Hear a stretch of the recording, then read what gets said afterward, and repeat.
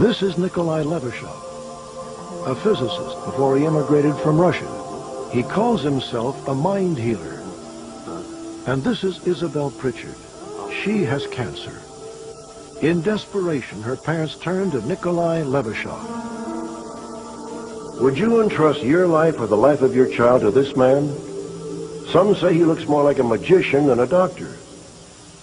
He says that by moving his hands over people, he can transform damaged cells into healthy ones. And he claims to have cured hundreds of patients. The parents of little Isabel Pritchard hope he's right. Isabel was born happy and healthy. Then at just 2 months, an ominous bulge appeared on her forehead. She became racked with pain. Her odyssey had begun. It was terrifying to imagine that there would be something in there, in her head, that was causing her so much discomfort. What we had to tell the family is that this more than likely was a very malignant growth. If surgery was not done, Isabel would not have lived more than a few weeks due to the elevated pressure on her brain. Dr. Muhonen immediately operated on Isabel. He removed a tumor bigger than her fist from the baby's skull. Tragically, the growth was malignant. There was no way to stop it from recurring. I was not in any way prepared to hear that it was malignant and that there was no cure. We were looking at having it at the outside a year with her. Twice more, Isabel's parents had to take her back for surgery, and each time the tumor reappeared. Finally, the Pritchards said enough. They decided to let nature take its course. I remember one day my 2-year-old saying to me, "Isabel, is she going to die?" And I said, "Probably." And she said, "Well, we just need a genie." Through her sister in San Francisco, Megan heard about Nikolai Levashov. He is rumored to have healed hundreds of people who suffered a variety of ailments. While he may charge as much as $300 per 15-minute session, he sometimes adjusts his fee according to his patient's financial situation. We can start. With Isabel near death, Megan hoped he would be their genie. After her first 15-minute visit to the healer, Isabel vomited and had diarrhea for a full day. Surprisingly, Nikolai was pleased. It's actually very good because it shows that everything is working. I needed to use the kidneys to get to the blood so the toxins were removed from her system. For 3 weeks, Isabel visited Nikolai every single day. Even when the Pritchards flew home to Iowa, the treatments continued, with Nikolai making gestures over the phone. The vomiting and diarrhea continued.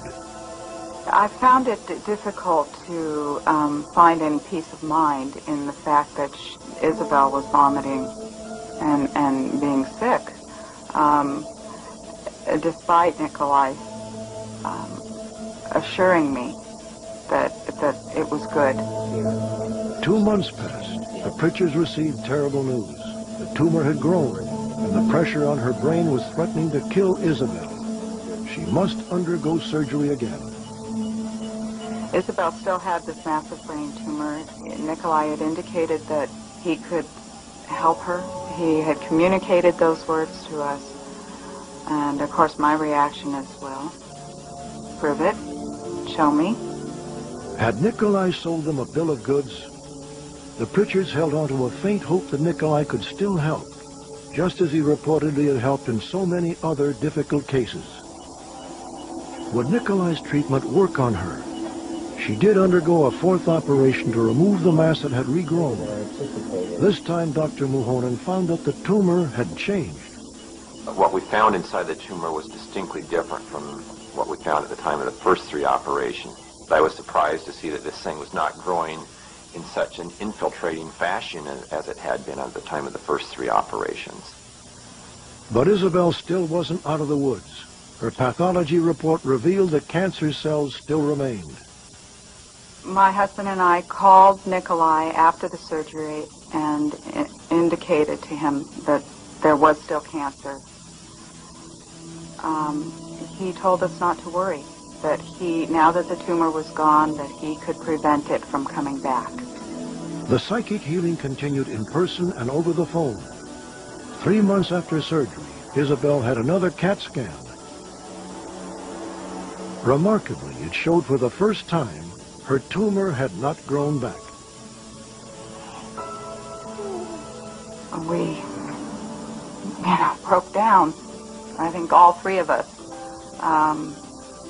in amazement and awe and joy and elation, and it was just an unbelievable moment. I cannot tell you what ultimately gave this child her cure, at least her cure to this date.